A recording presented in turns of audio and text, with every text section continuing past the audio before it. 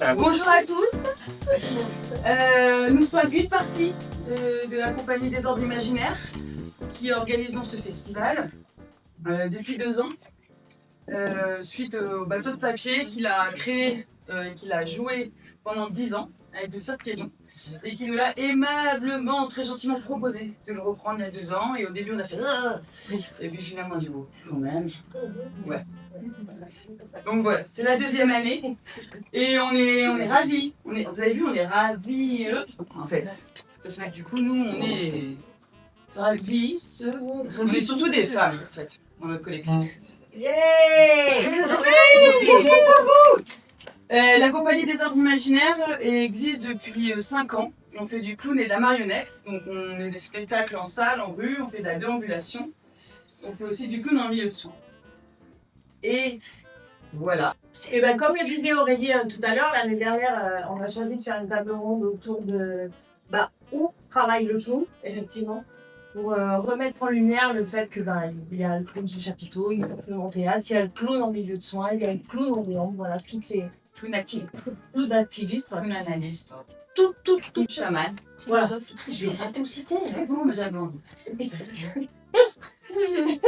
Et pour cette année, en fait, on a juste pris un peu de recul, jeté un coup d'œil sur notre équipe et on s'est dit, clown au féminin, ça s'est imposé pour nous. Voilà, tout simplement.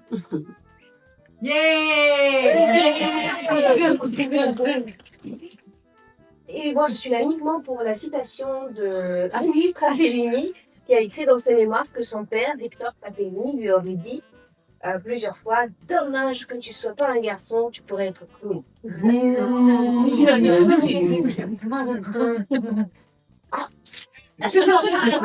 Bonjour. Ah oui. Alors moi, juste, j'ai 2 mots à dire. Le premier, c'est les hommes qui sont là, merci. Parce que c'est bien que les hommes soient là. Donc merci d'être venus. Moi, je suis Madame Loyal pour le festival. Et voilà. Merci Laurie. Merci. Et on va laisser la place du coup à Blandine et à Jean-Bruno. Comme un rideau. Comme un rideau, on va sortir. Parce que j'ai oublié de dire, c'est ça, si j'ai quand même oublié de dire qu'on a la chance de co-organiser cette table ronde avec la grande famille des clowns. Qui, nous pensons commence par prendre une grande place en France et à se faire rencontrer les clowns pour faire réseau. Et on est très contents. Je te laisserai en dire plus. Merci beaucoup en tout cas pour ce travail. Merci beaucoup. Et bonne table ronde.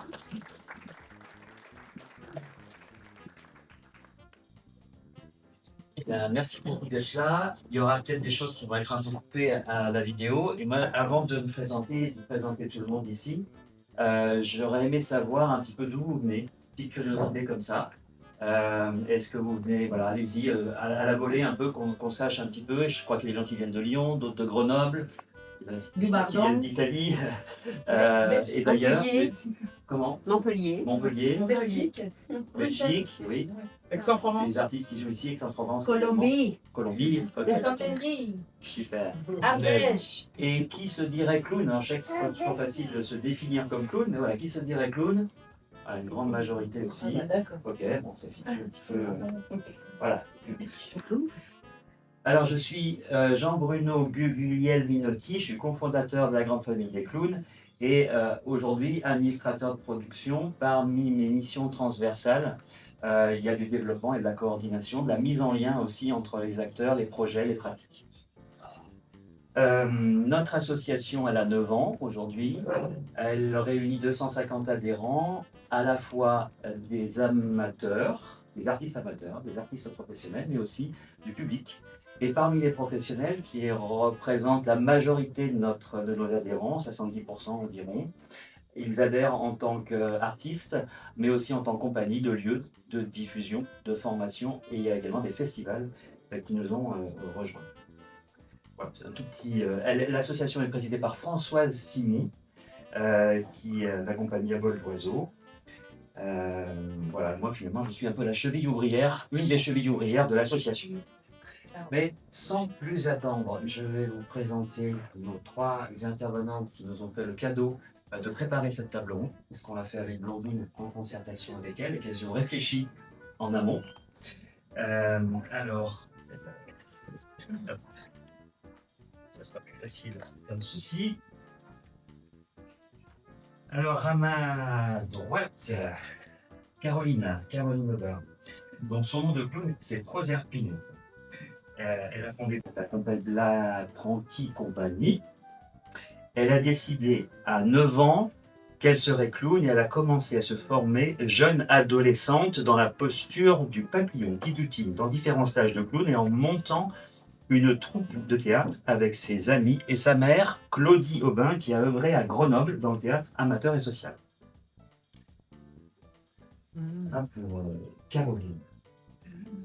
Amandine Brognier. Depuis 2023, Amandine développe une direction artistique pour la compagnie Carnage, marquée par la théorie de Dario Fo et Franck Aram, en lien direct avec son parcours professionnel mêlant clown et théâtre. Elle défend particulièrement le clown comme un être capable de provoquer des réflexions profondes. Isabelle Garcin n'a pas de nom de clown, elle a plusieurs créatures à son actif et aime beaucoup se transformer. Il y a une époque où elle se faisait appeler Coucou le clown pour sa créature grimée avec nez et maquillage. Actuellement, elle développe un personnage clownesque qui s'appelle Cybèle Fégor dans le spectacle Cybèle, faille spatio-temporelle et en tant que présentatrice lors d'improvisation. Sa compagnie est la compagnie Gros Plaisir qu'elle a créée en 2017 après son passage à l'école Lecoq à Paris. Elle est une personne non binaire, ses pronoms sont elle, il, accord alterné. Voilà pour ces belles présentations qu'elles avaient souhaité vous partager et que j'ai lues. On va rentrer maintenant dans la table ronde. La Blandine va avoir un rôle tout particulier. Je te laisse peut-être le préciser. Alors, comme vous l'avez vu, moi, je fais également partie de la compagnie des Ordres Imaginaires, donc chargée de Blandine Tenon-Nicoli, pardon, chargée d'organiser, de co-organiser avec Jean Bruno cette deuxième table ronde. Sur la compagnie, j'interviens plus autour du soin. Je suis clown également et j'ai travaillé et je continue de travailler depuis plus de 30 ans dans le milieu du soin. Donc moi j'ai un rôle un petit peu ingrat, c'est-à-dire que je gère le temps. Le temps de parole. Et oui, ça il en faut. Des modérateurs de temps. Donc c'est moi qui vais avec Fellini, que je vous présente. Mon cochon. Voilà, dès que vous entendrez Fellini, mesdames, il sera temps de terminer vos phrases, votre pensée, de finir de la dérouler. Et voilà, je crois que j'ai mis le cadre. Il y aura un temps à la fin des interventions, il y aura un temps pour les questions publiques. Donc là aussi, vous aurez un moment pour partager vos retours, poser des questions, toujours pareil, voilà, avec un petit temps qui sera que chacun puisse avoir la liberté de s'exprimer. Voilà, donc je pense qu'on peut dire Go. Go. Comment? Non? Go. Go? Oui, go. Oui. Donc, on va décomposer les choses en deux parties. La première partie va être tournée autour d'une question. Je vous la lis. Avez-vous déjà ressenti que votre légitimité en tant que clown, femme clown, était questionnée du fait d'être une femme? Cette question va peut-être nous amener dans leur témoignage à parler de questions autour du rire aussi. Le rire a-t-il un genre? Peut-être aussi autour des figures féminines qui les ont inspirées. Peut-être aussi la nécessité de créer de nouveaux récits. On va le découvrir avec chacune. Qui vont témoigner successivement. Est-ce que Caroline, tu veux bien commencer? On va faire un va-et-vient comme ça. Ouais. Ça vous va? Très bien. Ça vous va? Ça vous convient? Ouais.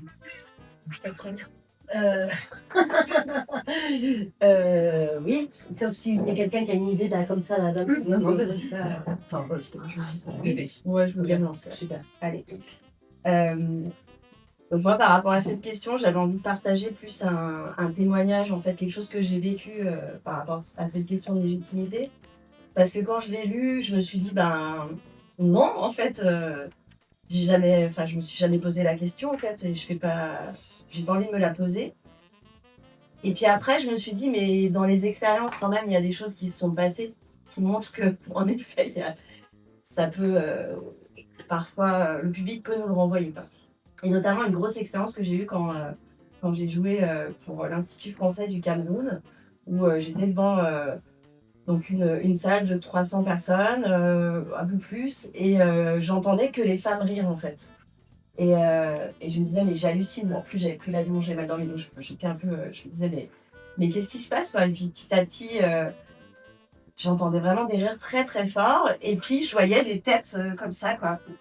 Et en fait, j'ai capté que dans le public, les femmes se lâchaient, mais grave, et que les hommes, petit à petit, baissaient la tête.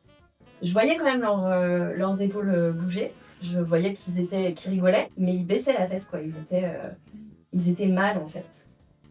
Donc là, pour moi, c'est vraiment la première fois que j'ai ressenti ce truc, cette question de légitimité. Moi, j'étais venue sans me poser la question. J'ai emmené mon spectacle là-bas sans vraiment me dire. Puis j'ai fait confiance aussi aux gens qui me programmaient, en fait, à me dire, bah, s'ils programment mon spectacle, ils savent l'impact que ça peut avoir. Et du coup, je suis quand même restée dans l'idée de me dire que le rire n'avait pas de genre. Parce que je les ai vus rire quand même. Le problème, c'était pas le rire. C'était pas est-ce qu'ils avaient une émotion ou pas. C'était qu'ils bloquaient parce qu'ils se disaient c'est pas possible, quoi. Et voilà, c'est un truc que je voulais partager. Ça m'a marqué, en fait, comme expérience. Et ensuite, du coup, tout ce qui était discussion après, j'ai trouvé très, très important. Et c'est là que je me suis dit, mais en fait, tout ce qui est bord de scène, tout ce qui est échange autour du travail, c'est essentiel, en fait, parce que ça fait expliquer le processus. Et du coup, il y a eu des discussions qui étaient assez incroyables. Et ensuite, du coup, le taxi qui m'emmenait, qui avait été très sympa avec moi le matin, ne me regardait plus dans la voiture. Ouais. Il voulait plus parler. Et pourtant, il était super sympa. Je me suis dit, ça va être cool. Et je savais que c'était lui qui m'emmenait toute la semaine sur tous les déplacements.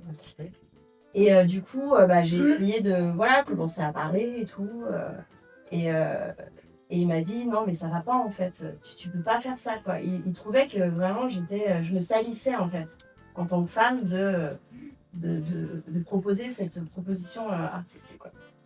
Donc, on a eu des discussions mais super intéressantes sur à quoi ça sert la régression, à quoi ça sert d'exploser les tabous, que ce soit n'importe où, dans n'importe quel pays, en fait, et comment ça nous permet de s'ouvrir ou pas, mais en tout cas, déjà de commencer à se poser des questions, quoi. Et j'ai réussi à avoir petit à petit, on est redevenu un peu, on a un peu recommuniqué. Et là, quand il m'a demandé, est-ce que vous êtes mariés, est-ce que vous avez des enfants? J'ai répondu non et non. Et là, je l'ai reperdu définitivement.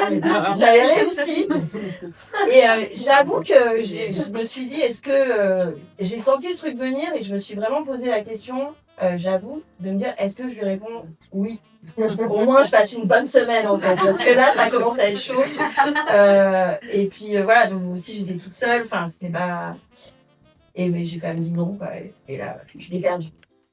Et après, j'ai plus le courage vraiment je suis restée un peu dans ma bulle, du coup, dans le taxi. Et il y a eu des échanges, mais... et ça m'a vraiment marqué, ce blocage. C'est quelque chose que, voilà, j'ai jamais vécu en France. Je me suis jamais dit... déjà non, mais par rapport moi, j'aimais bien votre point sur est-ce que le rire a un genre? Moi, pour moi, il en a pas, clairement. Et il dépasse ça, en fait.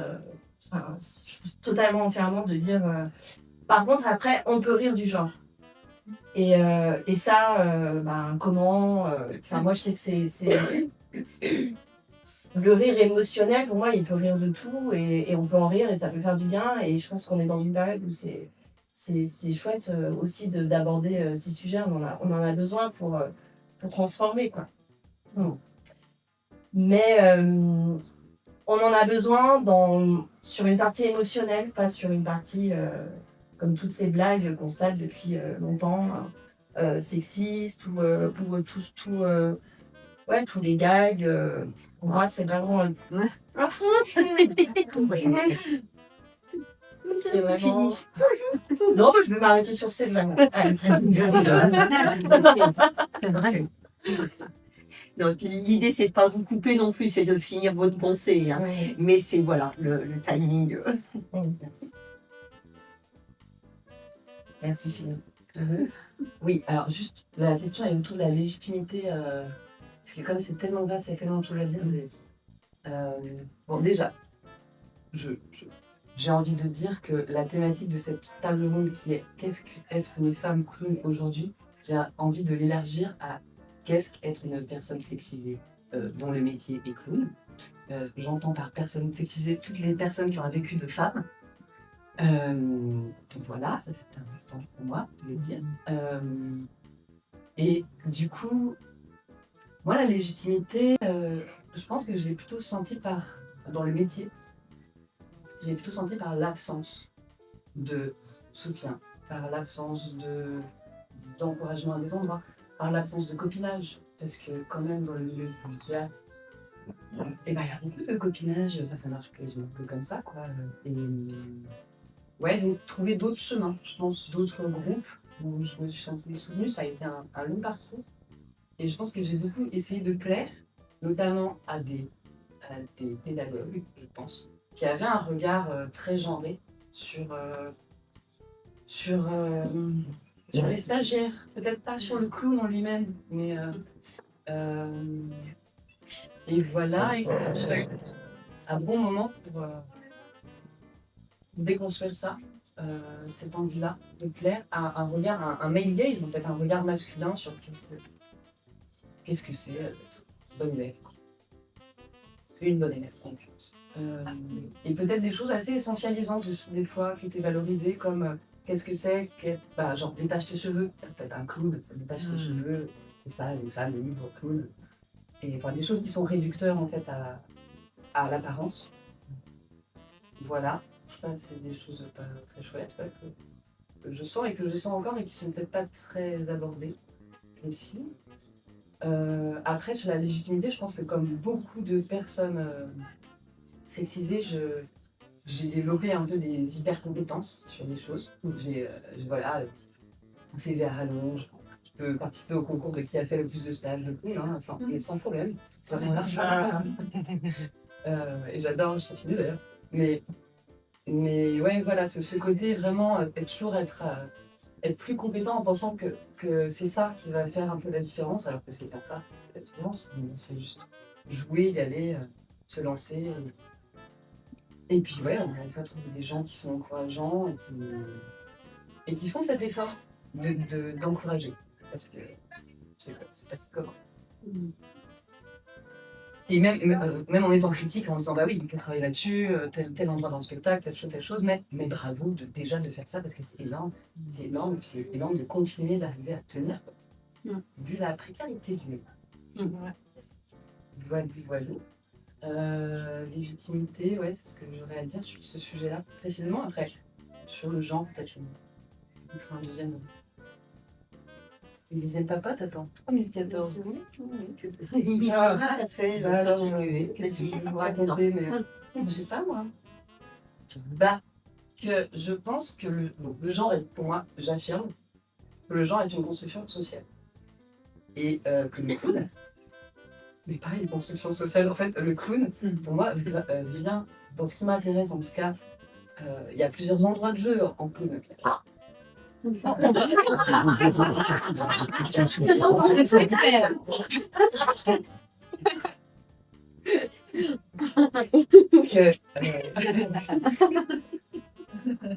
J'aime bien, en fait, j'aime bien travailler le clown comme une créature et je pense que intuitivement, je suis allée vers le clown pour ça, pour trouver un espace où j'étais pas un être social, où on était avant le langage, on peut enlever toutes ces couches qui moi m'enferme un peu de on est ceci, cela, dans ses pratiques, hein, dans la vie. Faut interagir, être social, mais en tout cas, enlever un peu ça, aller en amont,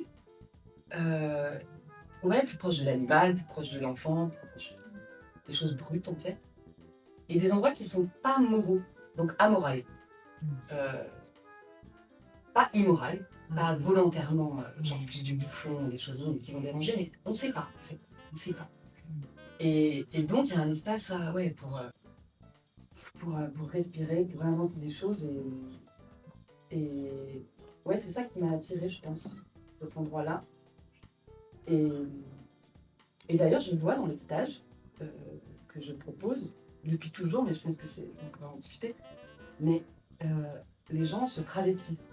Enfin, tout le monde se travestit, mais sans se dire je vais faire du drag ou je vais aller dans des pratiques comme ça avec une conscience politique derrière. Non, juste, donc évidemment beaucoup les mecs, mais cette liberté d'un coup de mettre des seins, de s'habiller, et c'est hyper joyeux et c'est agréable parce que c'est pas un endroit, comment dire, il n'y a pas forcément tout de suite un propos derrière. Et moi je trouve ça hyper important.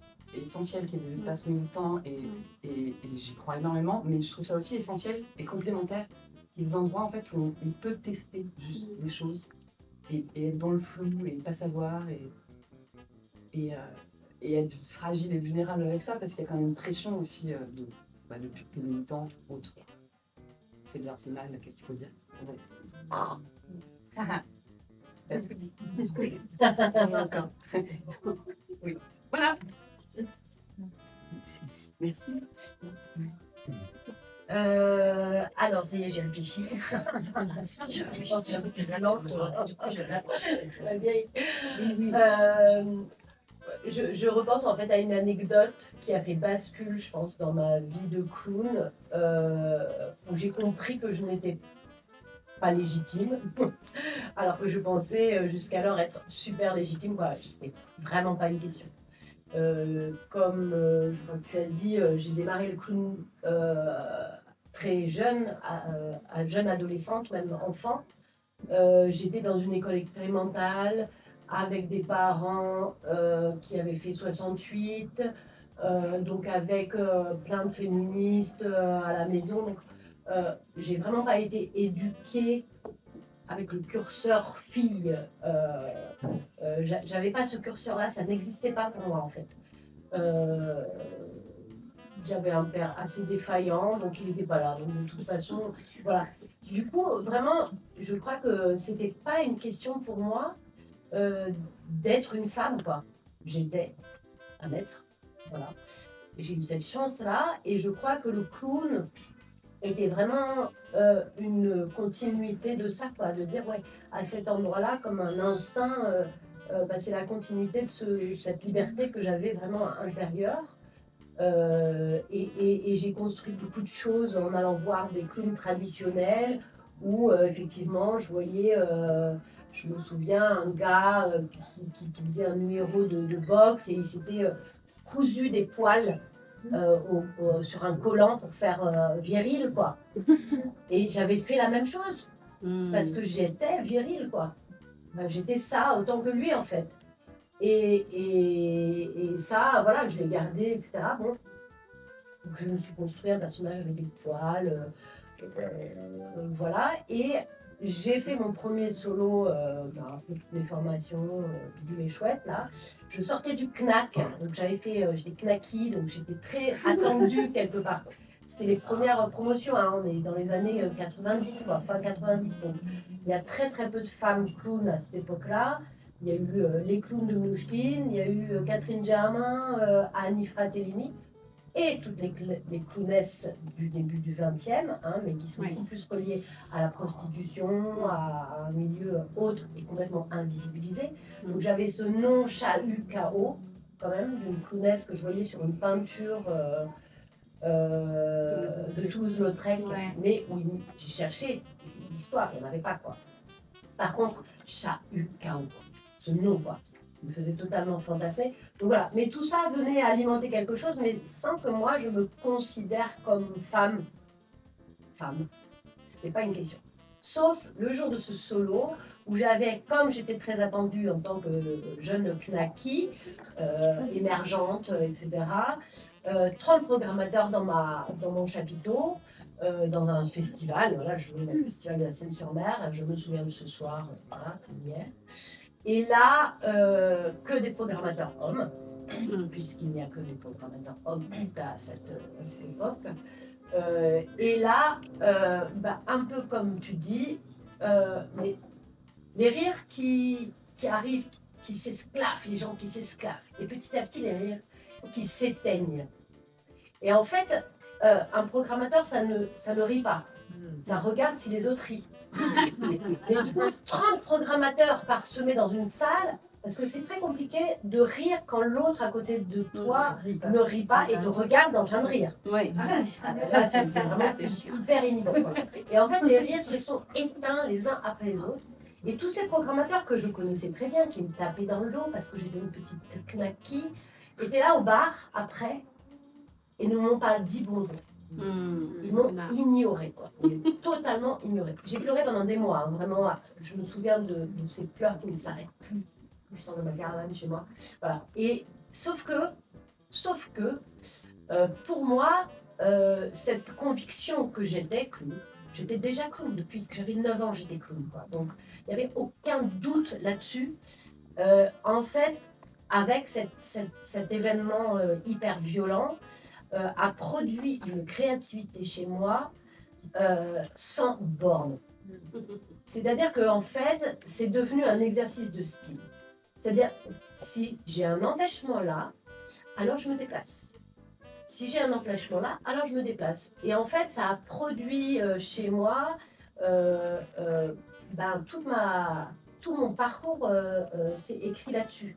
Si on ne veut pas que je fasse du spectacle vivant, je vais dans la rue. Si on ne veut pas que je sois à cet endroit-là, d'une manière ou d'une autre, encore à cet endroit-là, c'était du social, c'était un peu du soin, donc les femmes font ça. C'était pas trop un problème à cet endroit-là. J'étais assez vite reconnue à cet endroit-là. Mais je suis allée vraiment dans le rock'n'roll, faire un concert en clown, le punk, quoi, le clown. Et c'était que des inspirations par rapport au traditionnel. Moi, j'étais allée voir à 13 ans les Berruriers Noirs, donc c'était les clowns et je voulais voir comment moi je pouvais être ça aussi, mais pas dans un souci de liberté, juste dans un souci de traduction de quelque chose. Pour dire la petite anecdote, quand dans ce solo, je démarrais un solo où j'avais une tente igloo, et je sortais de ma tente igloo dans la pénombre et je commençais par faire pipi. Comme une fille. Comme tous les berruriers. Comme une fille qui se réveille et qui va faire pipi. D'accord? Mais ça, moi, je l'avais vu dans un numéro trad, d'accord? Où il y avait un clown qui faisait pipi de dos au public et qui avait un pipi infini. Et je me suis dit, génial, je vais faire la même chose, moi. Mais pas par provocation ni rien, je finis juste cette petite anecdote, juste parce que je voulais voir qu'est-ce que ça faisait, et il y avait ce truc des larmes du clown. Donc il y avait cet effet spécial des clowns trad toujours. Je me suis dit, je vais faire cet effet spécial avec le pipi. Et donc je faisais un pipi qui durait 10 minutes. Et où je finissais par baigner dans mon pipi la vache qui pisse, quoi. Voilà, c'était ça pour moi, la vache qui pisse et ça ne s'arrête pas, et l'angoisse d'être un puits sans fond qui ne s'arrêtera pas. Et c'était hyper inspirant ce que j'avais vu dans le cirque trad, mais alors, ça n'a pas passé du tout. Ça n'a pas passé du tout, quoi. C'était le début de ces rires qui s'éteignent, quoi, chez le programmateur. Et ce truc, je l'ai rejoué il y a 1 an dans un festival de cirque femmes en Espagne, le conseil d'année, le festival Payases du cirque Cric. Et en 2025, je vous rassure, ça passe complètement. Donc, ça avance.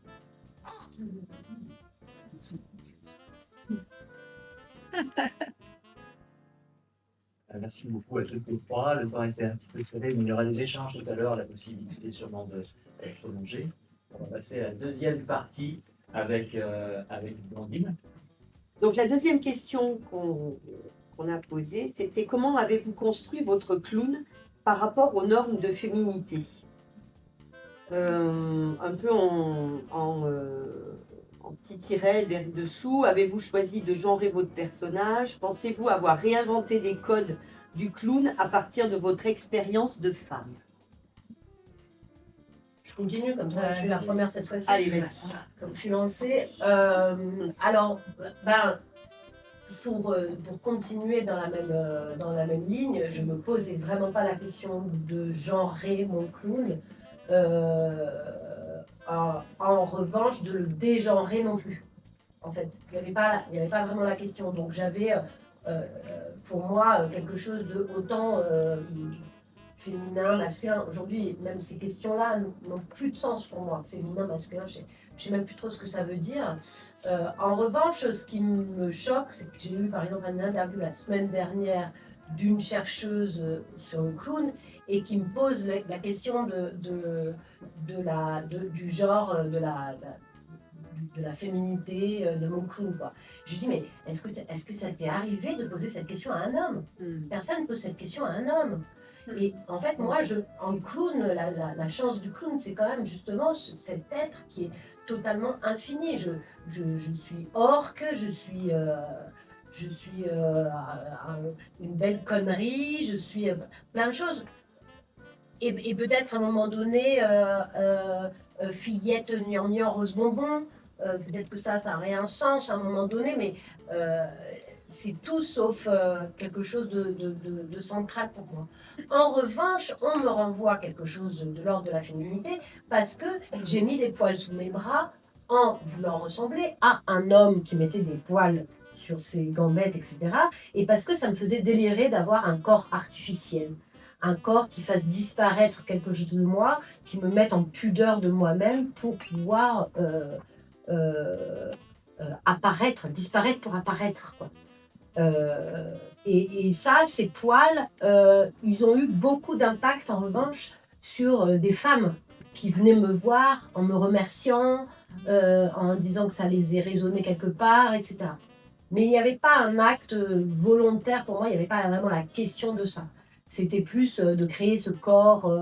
Voilà. En revanche, ça a fait beaucoup d'impact. Et à un moment donné, quand on a fait un spectacle, donc ça c'était en 2012, qui s'appelait L'After, où on a travaillé sur la fête. Je travaillais avec deux gars musiciens. Et on a travaillé du coup sur les farces et attrapes, les magasins de farces et attrapes. Et là, dans les magasins, on s'est dit, on va prendre tous les coins de ce truc pour se poser des questions, toutes les manières de faire la fête en fait. Et donc il y avait forcément le coin de l'enterrement du jeune garçon, donc avec plein de bites partout, des bites gonflables, des bites trucs, voilà, il y avait ce truc là et on s'est dit mais qu'est-ce que c'est, pourquoi, qu'est-ce que c'est quoi. Et il y avait un costume de bites gonflables et on s'est dit ok, on va acheter ça pour les deux gars et on va en faire un pour la fille. Donc j'ai construit une méga chatoune, voilà, pour avoir juste le pendant. Donc à cet endroit-là, j'ai fait le choix de genrer, quoi. Et ce qui était très intéressant, c'est que quand les deux zizi gonflables rentraient, c'était des hilarités, etc., etc. Et moi, je rentrais, donc on était sur une histoire de déguisement, hein, donc j'avais un espèce de costume de vampire. Le vampire qui arrivait comme ça, et je faisais voilà, comme ça, et du coup là j'étais vraiment la méga chatoune, magnifique, etc. Et là, c'était, on a été jetés de plusieurs endroits où on a joué, quoi. Le public cachait les yeux des enfants, donc très souvent c'était ça, quoi. Et voilà. Et donc là, pour moi, il y a eu le plaisir plus punk de dire aucune raison que ça n'existe pas, quoi. Et que ça puisse exister. Donc à cet endroit-là, c'est venu presque, voilà, malgré moi, parce qu'à un moment donné, cette question du genre nous revient. En fait. on nous la renvoie. Beaucoup plus de la part des programmateurs que d'un public, quand même. C'est-à-dire que le public est souvent beaucoup plus près que les personnes qui ont le pouvoir. J'ai entendu plusieurs fois des programmateurs dire ah, j'adore ce que tu fais, mais mon public n'est pas prêt. Ouais, c'est ça. Et c'est pas vrai. Et c'est pas vrai. C'est lui qui est pas prêt C'est lui qui est pas prêt à assumer ça. à prendre le risque. Enfin, il croit que c'est un risque. Voilà. Alors, c'en est pas. Oui, enfin, du coup, c'est vrai que ça, c'est quelque chose qui revient souvent sur la crainte, en fait, de laisser des clowns femmes, en fait, faire des choses, aller loin, en fait. Aller loin et... Moi, par rapport, du coup, à la question, je dirais que... Déjà, pareil, j'ai pas choisi. Ça, c'est important pour moi. J'ai pas l'impression de construire quelque chose. J'ai pas l'impression de construire un personnage, de construire un clown. J'ai l'impression à chaque fois que je joue, d'être dans une expérience, en fait. Que petit à petit, j'ai trouvé mes règles du jeu. Et que j'arrive à un état, en fait. Mais pour moi, c'est vraiment aussi, peut-être parce que j'étais comédienne avant, c'est vraiment important pour moi de faire la différence entre voilà, comment je fais un personnage et comment je monte dans le clown. Pour moi, ça n'a rien à voir. Et du coup, il y a des choses... J'ai choisi le chemin, mais ce qui s'y passe, en fait, je choisis pas. C'est elle qui choisit, et après, je regarde et je dis, ok, elle a fait ça, ben ok, moi aussi, je choisis, quoi. Mais je me dis pas, voilà. Donc ça, c'est la base. Et après, c'est vrai que moi aussi, il y a plusieurs choses qui sont renvoyées sur le fait que Sissi est plutôt genré féminin. Alors, moi, je pense que c'est dû à plusieurs choses. Déjà... je pense que le travail du clown, c'est vraiment lié à l'enfance et que moi, il y a quelque chose de la féminité que j'ai perdu très tôt quand j'étais enfant. Et du coup, ça ressort quand je suis en clown, quoi. Il y a un truc où j'ai besoin de... Il y a une espèce de libération, en fait, qui arrive et que pour moi, c'est complètement océanique, l'espace de la féminité. Et ça, c'est un truc qui remonte. Et c'est aujourd'hui, j'en sais rien, donc en 10 ans, ça se trouve, j'aurais plus besoin de passer par là, j'en sais rien. Mais aujourd'hui, c'est ça. Et du coup, j'aime jouer avec des choses qu'on me renvoie, mais moi je me dis pas, mais qu'on me renvoie féminin. C'est clair que j'adore mettre des talons, moi j'en ai jamais mis dans la vie. Sissi, elle adore en mettre parce que c'est la pire des galères en fait. Donc il y a plein, en fait, en faisant du clown, je me suis rendu compte qu'il y a quand même vraiment beaucoup d'objets qui nous foutent dans la merde en fait, et qui sont des objets qui sont féminins. Du coup, c'est comme ça, petit à petit, je me suis créé quand même, je me suis rendu compte en réfléchissant à la question que je me suis créée, parce que j'ai toujours travaillé en me disant quels sont les objets qui vont m'empêcher un chemin ou qui vont me déstabiliser. Et c'est vrai que dans mes valises, il y a des objets plutôt genrés, par la plupart des gens féminins. Ça, c'est clair. Ça, c'est clair. Voilà. J'ai Encore un peu de temps. J'ai encore un peu de temps. Je sais plus ce que je voulais dire après là-dessus. Est-ce que tu as l'impression de déjouer, de le mettre comme thème, la question du genre Non, pas du tout. Pas du tout. C'est ce qu'on renvoie souvent, mais c'est pas un thème. Pourtant, toutes mes mises en scène à côté, je suis metteuse en scène aussi, où je suis beaucoup sur ce thème-là. D'ailleurs, quand je faisais du théâtre, le logo de ma compagnie, c'était une femme qui criait. Tous les spectacles étaient autour de la femme dans la société. Et bizarrement, quand je suis passée au clown, j'ai pas eu besoin de... Je me suis pas dit, je vais travailler sur ce thème-là. Je me suis dit, je vais juste être, et puis je vais faire ce travail. Et d'ailleurs, c'est là où le logo de la compagnie a changé. C'est devenu juste un grand sourire, quoi. Et en fait, voilà. Et là, là, ça se déploie. Donc non, c'est pas un thème. Mais après, je dirais que c'est un thème qui m'échappe et qui revient souvent. Et ça me dérange pas qu'il revienne. Parce que je sens que ça fait du bien aussi. Donc après, moi, quand j'écris, je me dis pas je vais faire ça pour libérer les femmes de ça. Non, en fait, pas du tout. Je vais faire ça pour libérer tout le monde, émotionner tout le monde. Et mais voilà, parfois c'est ce qui revient en retour. Donc c'est quelque chose que je prends en compte, mais qui doit pas m'enfermer dans mon travail parce que j'en sais rien. Moi, je serais pas étonnée de faire une transition. Ça fait que 15 ans que je fais du clown. Enfin, 16 ans. J'ai regardé hier.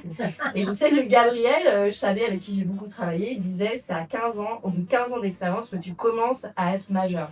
Donc moi, je suis majeure depuis 1 an. Donc j'ai vraiment le temps de faire la transition si ça vient. Il y a un truc comme ça où ouais, je me dis, voilà, les aires de jeu aussi, elles évoluent selon notre vie en tant qu'artiste. Et voilà, j'en suis là. Donc après, il y a eu des fois où on m'a renvoyé le fait que j'utilise des objets dits féminins, parce que je le redis, moi, quand je les ai utilisés, je me suis pas dit je veux travailler sur ce thème-là, à me dire, mais ça te dérange pas de travailler avec les stéréotypes, ça revient souvent. Mais ouais, mais les stéréotypes, ils sont partout, en fait. Qu'est-ce qui n'est pas... Enfin, à un moment donné, c'est surtout qu'il faut arrêter de penser aux stéréotypes. Moi, je dirais... En tout cas, c'est ce que j'ai envie de faire quand je fais du clown. En fait, je m'en fous totalement, moi, des stéréotypes. J'ai vraiment envie d'utiliser des choses qui me parlent, en fait. Et ça, c'est un truc... vraiment, en formation aussi... tu parlais de formation. Je trouvais intéressant de dire, voilà... parfois, c'est clair qu'on est dirigé par des formateurs qui nous emmènent dans des stéréotypes parce que tout de suite, ils sont une image de nous. Et ça, pour moi, c'est vraiment important dans mon travail aussi de formatrice de ne pas rentrer là-dedans parce que ça éteint tout, quoi. Donc, je dirais que juste que en tant qu'artiste, la question du genre, en tant qu'artiste clown, je me sens pas concernée. C'est plus les gens qui me posent des questions là-dessus.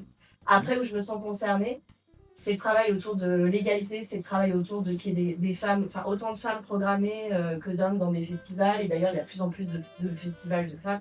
Ça, c'est vraiment la visibilité, comme aujourd'hui. Voilà. Ça, par contre, je trouve que ça fait partie de mon travail de clown. Vraiment de travailler avec ça. Ça va? Oui. Merci. Moi, ça m'inspire beaucoup ce que tu dis sur ton parcours. Parce qu'il y a un peu ce truc de la grande histoire de ces dernières années. Enfin, c'est à mon échelle, je sais pas, c'est les derniers presque 40 ans. De comment aussi l'humour a évolué et qu'est-ce qui se passe et comment ça bouge aussi sur les questions de genre et les endroits où ça s'ouvre, les endroits qui sont extrêmement en tension aujourd'hui, notamment autour de la transidentité et du genre en général. Mais c'est inspirant parce que clairement, moi, j'ai grandi aussi quand même dans ce climat de ce qui était drôle, c'était des mecs qui faisaient des blagues sexistes. Et donc, ce qui était valorisant, pour moi aussi, c'était aussi de faire des blagues sexistes. Et je pense que il y a un peu ce truc d'avoir ça en soi et de petit à petit peut-être même prendre conscience et de se dire ah mais non en fait c'est pas marrant. Enfin, je suis en train de m'auto-dénigrer et je dis pas que j'ai beaucoup fait ça mais je pense que c'était latent et que c'était là et que l'apparition des humoristes femmes aussi ont sexisé mais qui date là de quelques années en fait. Depuis quand on voit sur scène du stand-up qui n'est pas basé sur le fait de se moquer des femmes ou des personnes racisées, enfin ou de tous les gens en fait qui sont dominés. C'est très récent. Donc le fait que l'humour se transforme comme ça, et ben c'est youpi, c'est super. Mais c'est pas gagné. Enfin il y a des tensions et on voit que ces tensions ça crée des résistances de dingue et que moi j'ai non, peut-être. J'allais dire que ça m'évoque quand même le climat d'avant la Seconde Guerre mondiale. Ah, un bébé. Mais il y a des moments en fait, de grande liberté, d'ouverture, où d'un coup on se met à parler de sujets et ça crée des tensions, des réactions en face de personnes qui disent non, chut, qui utilisent tous les moyens rhétoriques possibles pour éteindre ça. Donc oui, continuons et à en parler des espaces pour réfléchir ça ensemble et tâtonner et se tromper aussi. Voilà, et que du coup dans mon parcours, donc ça c'est un peu ce truc de grande histoire, mais dans ma petite histoire à moi, personnelle, quand j'ai commencé à performer en clown, donc avec un personnage grimé, avec un nez, un make-up une créature assez brute, j'avais souvent des réactions d'enfants qui disaient « c'est un garçon ou une fille ?» Et je pense que je l'entendais sans l'entendre, mais qu'il y avait une joie à l'intérieur quand il disait ça, j'étais là genre... mais j'avais pas du tout conscience de ma non-binarité parce que aussi moi j'ai pas eu de modèle, je savais même pas que ça existait, que c'était possible quoi. Juste quand d'un coup j'ai eu l'espace pour assumer ça et c'est très récent finalement, j'étais genre ah ça va mieux, je me réaligne Et je pense que c'est aussi grâce au chemin, pour moi en tout cas, grâce au chemin du clown. Donc voilà, je jouais et j'avais ce personnage. Et puis moi j'aime bien aller dans des choses, d'aller dans des couleurs, dans une palette d'énergie qui peut être très très douce, très fragile, puis très brute, très violente, enfin d'avoir un peu plein de couleurs. Et j'aime bien aller dans des énergies aussi plus sexuelles, plus grivoises, enfin voilà, il y avait plein de choses aussi variées. Et donc j'avais un collant, oui, puis je pense une culotte avec du strass qu'on voyait, et puis un haut, enfin quelque chose de très contrasté, mais qui enlevait le genre, mais qui amenait quelque chose, pas de sexualisant, mais ouais, de proche d'une énergie brute, corporelle, peau. J'ai du mal à nommer. Et je voulais vous raconter une petite histoire aussi, qui est qu'une fois, j'ai sorti un sein. Genre, je fais « Ah !» Et j'étais en clown, je jouais, et juste, j'étais là genre « Mais qu'est-ce que c'est ?» Comme si j'avais un truc dans la poche. Je l'ai dit en premier degré, et je suis sortie, puis j'étais là genre « Ah, bah d'accord !» Et un peu, je l'ai remis. Et là, c'est vraiment un truc de clown de « Oh, dis donc, qu'est-ce que c'est ?» Je n'avais pas... Et en fait, j'ai vu à ce moment-là des regards, notamment, je me rappellerai toujours du regard d'un homme qui était complètement buggé. C'est pareil, il y avait un mélange de sentiments, de choses qui le traversaient, parce que ça pouvait pas être un regard sexualisant. En fait, c'était hors, justement, c'était genre concret. C'était du corps concret qui n'était pas la maternité, des seins, enfin tout ce qu'on vient projeter en fait, ou justement la sexualité, ou un truc érotique, et voilà. C'est autre chose, un autre endroit. Et ouais, voilà, je pense que ça parle pour moi de ce que j'aime jouer et ouvrir en fait d'autres espaces. Ouais. Voilà. Et sinon, actuellement, le personnage de Cybèle que j'ai créé il y a 5 ans était une femme. Oui, effectivement, fait transition. J'aime bien imaginer ce personnage. Non, mais voilà, j'étais un peu embêtée ces derniers temps. J'étais un peu en contradiction, en dysphorie. Et je me disais, ah là là, ce personnage féminin, je me sens pas. Ouais, je me sens plus très alignée. Donc, comment je fais? Est-ce que. Donc, je suis en train de la dégenrer aussi, d'en faire une créature plus androgyne. Mais c'est aussi intéressant ce que ça vient chercher, parce que du coup, je me dis, ah, mais il faut que j'enlève ce décolleté.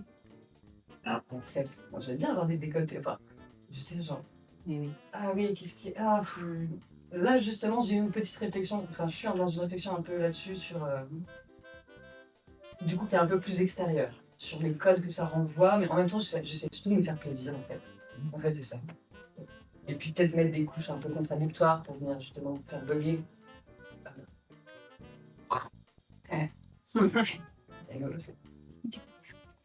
Voilà. Que dire de plus? Ouais, c'est super.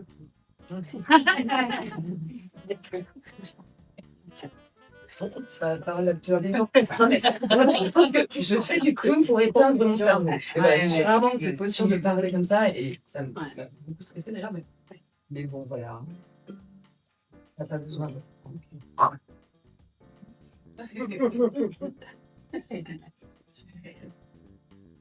Quoi la suite? Alors, la suite, c'est quoi? La suite, ça va Bon. être Eh ben, ça va être le moment de. Ça va être, d'échange. voilà, le moment d'échanger ensemble. Peut-être sous la forme de questions, peut-être sous la forme de témoignages. Enfin, l'échange est libre. L'échange est libre. N'hésitez pas à vous adresser à l'une ou l'autre ou aux trois. Voilà. Des réactions comme ça, Des réactions, un petit peu à ouais. chaud, voilà. C'était, Aussi, sentez-vous. Allez, Moi, ça vient évidemment questionner cette question moi. Et du coup, il y a est-ce qu'on est genré? Est-ce on se sent femme? Est-ce qu'on se sent homme? Et il y a aussi à l'intérieur du masculin et du féminin. Et du coup, en tant que clown, pour moi, il y a tout ça. C'est-à-dire, moi, je me sens une personne genrée, mais j'ai envie d'aller jouer avec mon masculin. Parfois, je joue avec mon masculin, parfois, je joue avec mon féminin. Voilà, c'est juste un petit témoignage. Et parfois, je suis dans un peu comme toi, avec les femmes avec tout leur fatras de féminité, et puis cette puissance en moi qui va soi-disant toucher le masculin. Voilà, en fait, je joue avec. Et il y a aussi de la férocité, il y a aussi des choses plus animales. Mais en tout cas, je pense que quand même, cette question, elle est en lien avec ce qu'on sent de soi par rapport à la question du genre, quoi. Voilà. Comment on se situe en tant que personne sur la question du genre, c'est quand même corrélé avec comment on produit, comment le clown s'empare de ça en nous, parce que notre être, c'est pas le clown, c'est nous. Voilà. Mais moi, ça me pose problème. Je pense qu'il y a quelque chose. Qu'est-ce qui est masculin, quoi? C'est quoi ce mot, en fait? C'est déjà un mot féminin, masculin. Alors, j'étais pas du tout comme ça pendant très longtemps. Hein. J'avais ces mots de vocabulaire. En tant que pédagogue, à un moment donné, de renvoyer à un de mes stagiaires, c'est masculin, c'est féminin, a commencé à me poser sérieusement problème.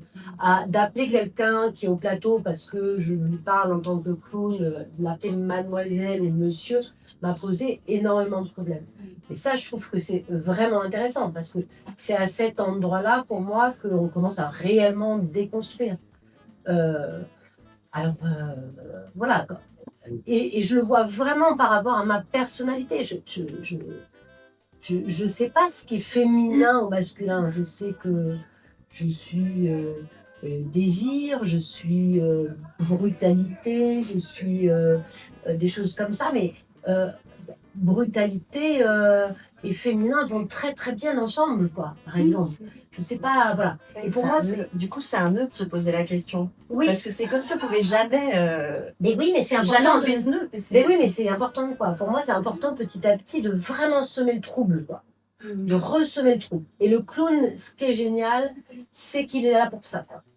Il est vraiment là, en disparaître pour laisser apparaître quelque chose qui est notre dessous de l'iceberg, qui est juste 100 000 fois plus gros que le dessus de l'iceberg avec la question du genre. On pourra peut-être continuer. Voilà, il y avait des questions là juste avant et puis on reviendra. Alors, c'est pas vraiment une question, mais moi, je rebondis sur ce que tu disais. C'est une réflexion autour de la formation, justement, du clown. Moi, je me suis formée à l'époque principalement avec des hommes. Et effectivement, j'ai vécu personnellement des vrais moments où en fait on m'a genré et on a aussi limité mon humour à mon corps ou à ce qu'on attendait de moi justement en tant que femme sur un plateau autour de l'humour. Et justement, je trouve ça encore, il y a encore peu de pédagogues femmes clowns, ça commence. Et ça fait plaisir, mais je trouve qu'effectivement, ça aussi changera peut-être la manière de former les futurs clowns sur ces sujets, en fait. La vision que aussi posent les pédagogues là-dessus. On est quand même 3 pédagogues, hein, visiblement. Ouais. Je pense qu'il y a beaucoup plus de pédagogues femmes qu'on visibilise dans les institutions. Et que, voilà, on est là, quoi. Oui, et puis il y a un petit peu un mini star system aussi, qui serait un autre sujet hyper intéressant à questionner, de qu'est-ce qui fait que... C'est ça. Quelles sont les femmes clowns pédagogues qui sont... Là, on monte un collectif de chercheurs, je le dis juste parce que c'est important que tout le monde soit au courant, un collectif de chercheuses sur le clown, et plutôt en clown studies, pour pas dire le clown, pour arrêter de dire le clown. Donc... là, l'idée, c'est de faire un travail sur la pédagogie et on a décidé de faire venir 4 femmes pédagogues pour parler de leur pédagogie. C'est pas simple. Même si c'est blindé de femmes clowns et pédagogues, il y a une telle invisibilité que pour aller chercher des infos sur nous en tant que femmes clowns, pour que les femmes clowns assument de dire j'ai une méthode. Voilà, j'entends des toutes petites choses. J'entends qu'il y a une méthode, il y a quelqu'un qui réfléchit sur quelque chose, mais qui n'est pas le truc de bidule ou le truc de chouette, qui n'est pas une... Voilà. C'est ça qu'il va falloir visibiliser, rendre visible là sur les prochaines années, quoi. Et que nous, femmes clowns, on assume de dire non, le clown c'est ça, j'assume ça. Il y a plein d'autres méthodes, il y a plein d'autres mouvements, mais qu'on assume aussi qu'on a des mouvements. Il y avait une question ici, je reviens, hein, parce que vous avez commencé. Justement, yo me levé parce que je veux faire la publicité d'un festival en Italie, mariage. Et je dis que merci de cette table ronde, d'être là. Et je pense que même si on dit ah non, je ne me sens pas très concernée ou quoi, d'être femme, on est là. Et je pense que c'est important. Je pense qu'on ne va pas avoir toutes les réponses parce qu'on est en construction et déconstruction peut-être tout le temps. Et je pense que c'est super important de justement se demander. Je pense que si on est là aussi, c'est parce que quelque part, on se demande qu'est-ce que c'est être une femme ou un homme. Et je suis totalement d'accord avec toi, Isa, que c'est une construction sociale. C'est pas parce que j'ai eu une vagina que je suis une femme ou des seins. Et du coup, il y a des festivals de femmes clowns. Plus en plus en Espagne, notamment le Cirque, à Portugal, le Pagliasse, en Italie, à Turin. Et pour moi, c'est très important, justement, moi, je suis co-créatrice des réseaux de femmes clowns en Colombie. Et c'est très important pour moi, c'est à partir de ça que je me suis commencé à demander qu'est-ce que c'était être une femme, pourquoi on fait ça, qu'est-ce que c'est. Et de plus en plus, je vois, pour moi, c'est essentiel maintenant dans ma vie, cette question. Et effectivement, de savoir pourquoi, si on fait des femmes, et du coup, les femmes trans, qu'est-ce qu'on fait avec les personnes trans, sexisées, je pense que c'est une question qui est très importante. Et voilà, je le laisse comme ça. Moi, j'ai mes réponses, mais je pense que c'est toujours à continuer à construire et à se donner cet espace aussi pour continuer, parce qu'il y a des femmes clowns qui font des festivals de femmes qui défendent la posture de oui, nous en tant que femmes, on a une certaine façon de faire l'humour. Et moi, je ne suis pas d'accord. Mais il y a certaines femmes qui assument cette position, notamment Peppa Plana par exemple ou autre. Et voilà, et je pense que c'est intéressant de discuter ça. Merci. Merci, voilà. Ouais. Déjà, un gros merci par rapport à la question de la visibilité, du coup d'avoir des espaces où on voit des femmes qui sont trop inspirantes, et, que ce soit vous là tout de suite ou dans le festival, dans les personnes qui sont là. J'ai un peu l'impression dans le réseau artistique, il y a des hommes, des femmes, des personnes qui s'identifient ni à l'un ni à l'autre, mais à voir toutes ces personnes-là, j'ai l'impression que les copains et les garçons, ils sont cool, mais souvent dans les profils de meufs, des profils badass total, et ça fait trop plaisir de rencontrer ces profils-là aussi, et de pouvoir s'en nourrir. Du coup, merci de partager ça. Et la question que j'avais, c'était par rapport à ce que tu disais sur typiquement en pédagogie, le fait de mademoiselle ou monsieur, comment se confronter à ça. C'était une question très longue. Du coup, comment tu abordes cette question maintenant? Est-ce que tu as trouvé des manières de passer à côté, quoi? En tout cas, je cherche. Ouais. Je cherche surtout comment mon esprit peut rejoindre mon corps, c'est-à-dire mes valeurs corporelles. Et en fait, le mot monsieur, mademoiselle, il va arriver, l'esprit, il est tenace, quoi, sur le vocabulaire. Il y a un truc beaucoup plus compliqué. Donc, alors moi, je dis mademoisieux. Maintenant, j'essaye de dire mademoiselle. Mais j'ai toujours l'effort à faire pour dire ce mademoiselle, quoi. Mais voilà, il y a plusieurs mots. Après, je vois quand on me pose la question, est-ce qu'on peut m'appeler Yel, etc. Je dis oui, bien sûr, évidemment. Mais pour y arriver, c'est pas si simple. Vas-y, ouais. Non, mais en fait, c'est juste que c'est aussi possible de pas utiliser ces mots. Juste pas. Sauf que moi, dans ma pédagogie, en fait, on n'a jamais besoin de dire bonjour madame et bonjour monsieur, on peut dire bonjour. Oui, mais c'est vraiment, moi, c'est souvent, ou après peut-être tu as besoin d'utiliser un nom, je sais pas, peut-être que tu veux impliquer la personne plus, Ouais, c'est ça pour la C'est à des danse. endroits précis. C'est bien sûr qu'on peut, on peut ne pas nommer. mais sauf quand même, que- c'est important de le dire parce que on est vraiment ce truc un peu pour les personnes trans, il y a un peu ce truc du test de la boulangère en fait. Pour savoir si c'est un bon passing parce que c'est des personnes qui vont systématiquement dire bonjour monsieur, bonjour madame. C'est très inscrit dans la société, mais en réalité, on n'a pas besoin de ça. Donc, du coup, moi, j'ai quand même besoin de dire que on peut aussi, il y a des trucs de vocabulaire qui sont très simples en fait pour juste pas genrer les gens systématiquement en fait, et juste laisser du coup cet espace. Et j'entends que là, il y a peut-être l'eau.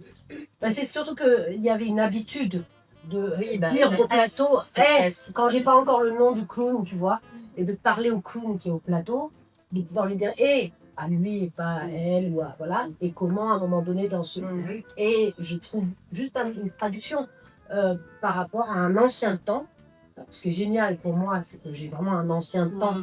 Voilà, je viens vraiment d'un ancien temps. d'un ancien temps. Ah oui, mais vraiment. Et du coup, il y a vraiment quelque chose où je me rends compte de ma connerie, je me rends compte de plein de choses. Et je trouve ça génial de trouver, de dire, mais alors du coup, comment je dirais Bon, c'est ça. Et que ça soit en recherche, que ça soit en question, que ça soit... Et de leur demander comment vous avez envie d'être appelé. Oui, Moi, ça, c'est ce que je fais. mais après, Ça, bien sûr, après ça, tu peux C'est demander à une ça. personne, mais il y a une personne qui est en train de déconstruire des choses. Mais ça peut changer tout le temps, non? Enfin, Bah moi, oui. c'est ce que j'aime faire en formation, c'est des exercices très simples de le matin, je m'appelle en fait. Et juste, je m'appelle, et si on n'aime pas le prénom, on dit non, on le cherche, et on a son nom du jour. Et moi, après, du coup, j'utilise ce prénom pour la journée ou pour les 3 jours, après, ça dépend du stage. Et à chaque fois, je dis, on se prend pas la tête, c'est pas ton nom de clown, si t'en as pas, c'est le prénom du moment. Quoi. Ouais. Et moi, en tout cas, ça a été ma pirouette. Et du coup, ça remplace ce monsieur, madame que j'aime bien aussi, qui est prendre en compte la personne. Enfin, au départ, il y a aussi ça, je garde juste l'aspect. Il va avoir un nom spécifique pour la personne qui l'identifie, où je m'adresse vraiment à elle, quoi. Mais c'est un prénom éphémère. Oui, sauf que moi, je travaille en pédagogie, je travaille sur se révéler dans l'altérité. Et donc, le regard de l'autre, il est important. Comment l'autre te voit, comment l'autre te nomme par instinct. Il n'est pas que je me nomme comme je veux et tu dois me nommer comme ça. Il est aussi comment l'autre me perçoit. Donc, que moi, je lance quelque chose aussi de façon indépendante de la personne, ça fait aussi l'identité de la personne. La personne, elle ne se fait pas que toute seule, que par un désir. Il y avait des questions par là, oui. Justement, par rapport à ce que vous disiez, ça me faisait penser. Moi, je suis encore un bébé clown, mais du coup, quand j'étais en formation, vu que mon clown est assez androgyne, mais il n'y avait pas la volonté qu'il soit masculin ou féminin, c'était juste le costume qui faisait que, voilà, les cheveux. Du coup, les professeurs, ils ont dit il. Du coup, j'ai gardé le il et en fait, j'aimais beaucoup. Donc, dans le dossier artistique, tout ça, j'ai gardé ce il-là. Et après, c'est d'autres de mes amis qui m'ont interrogé et qui m'ont demandé pourquoi c'était il. Et en fait, instinctivement, j'ai eu du mal à le remplacer parce que quand je dis il pour mon clown, pour moi, il est plus drôle, il a plus de valeur, il est plus. Il me pose problème. Du coup, donc maintenant, je dis elle et je suis en train de le changer. Parce qu'on s'en fiche. Mais ouais, effectivement, c'était plus simple pour moi. Il, du coup, c'était plus moi, c'était quelqu'un qui était drôle et. Ouais, pas pour les bonnes raisons, mais quand même. Donc, comment les profs. Derrière, là, il y avait aussi les questions, oui, depuis tout à l'heure. Oui, une fille, pardon. Oui.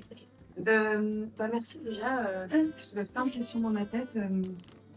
Moi, j'avais une petite question parce que c'est des conversations que j'ai eues récemment avec des potes sur la question de est-ce que l'humour est genré. Enfin, moi, il y a vraiment des choses auxquelles je ne rigole pas, surtout quand sur le plateau se reproduisent un type d'humour.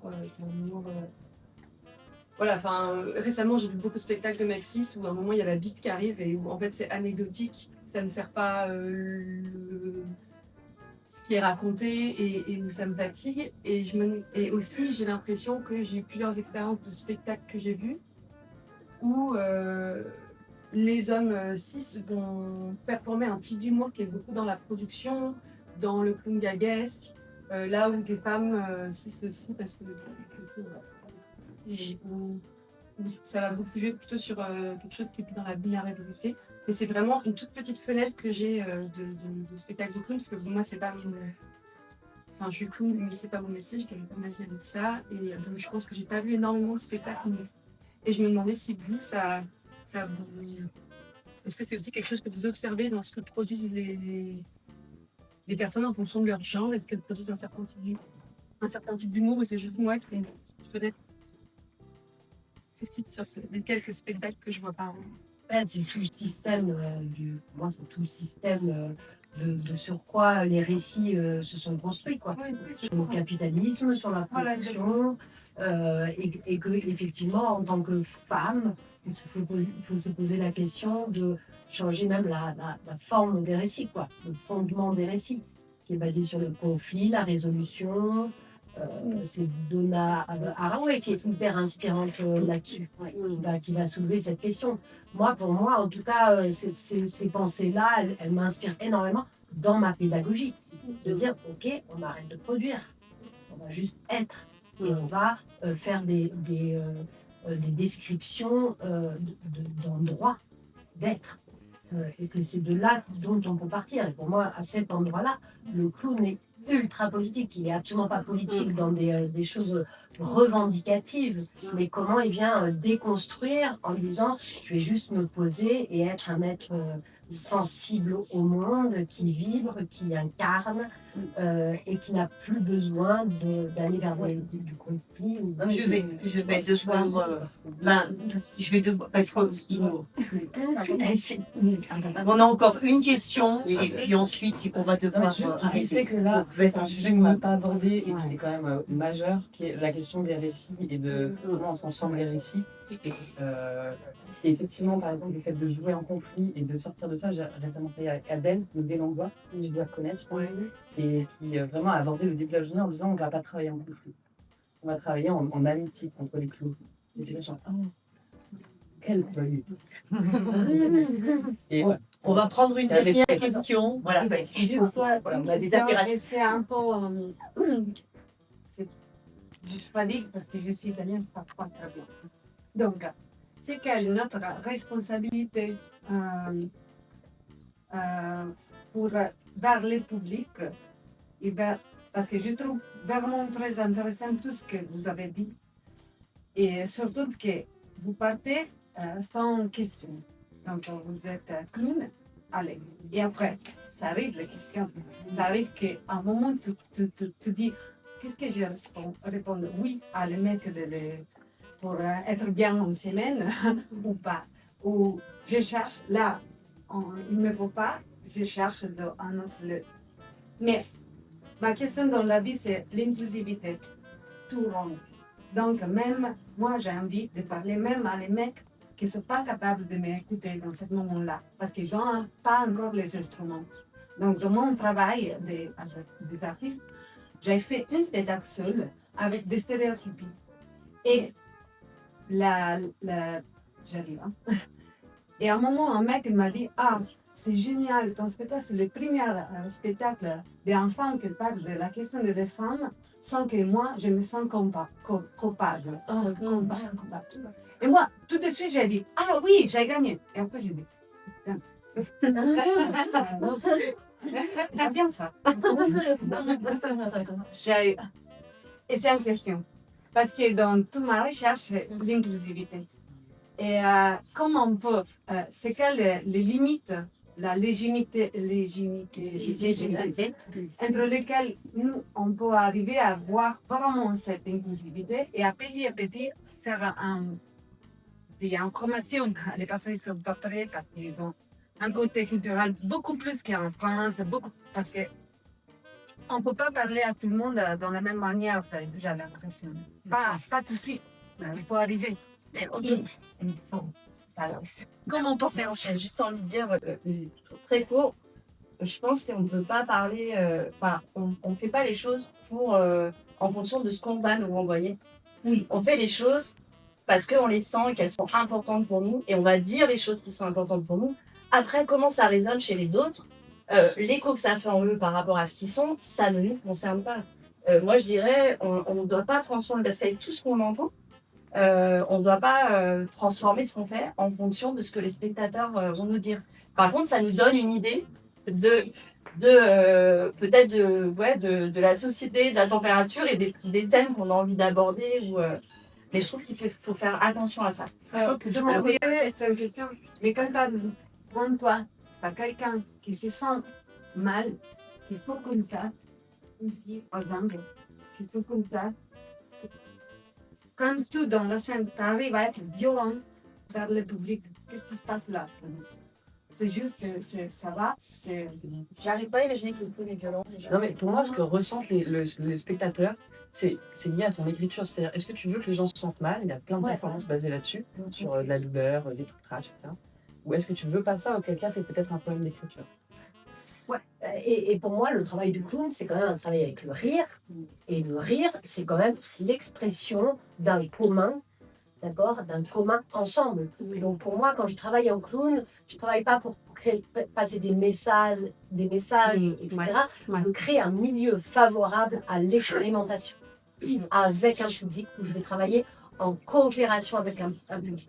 Pareil, pas en conflit, pas en production, et puis vous allez me dire si vous aimez, mais d'en créer un lien, une relation, d'accord, une expérimentation à un moment donné où l'idée, c'est qu'on parte tous ensemble et qu'on crée un territoire alternatif aux habitudes, aux codes, et que, évidemment, les mecs et les nanas sont toutes invités à ce milieu favorable à l'expérimentation.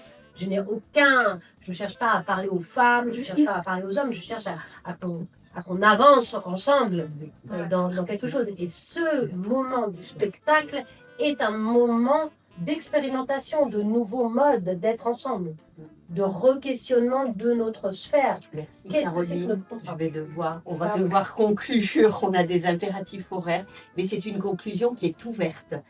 Donc il va y avoir un temps de repas suite à cette table ronde où vous pourrez continuer de questionner et de partager autour de ces questions qui sont, ma foi, fort intéressantes et qui nous ont ouvert des tas de chemins possibles, de nouveaux tables rondes, de nouvelles tables rondes. Donc on n'a pas fini d'en faire. Merci à vous.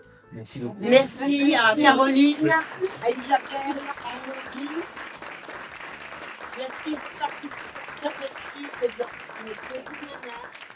Merci Jean-Bruno, merci la compagnie des ordres. Merci à vous aussi d'avoir été là, d'avoir participé. Je suis désolée qu'on n'ait pas pu répondre à toutes les questions ou à tous les commentaires. Il y a encore un temps de repas pour partager. Merci beaucoup.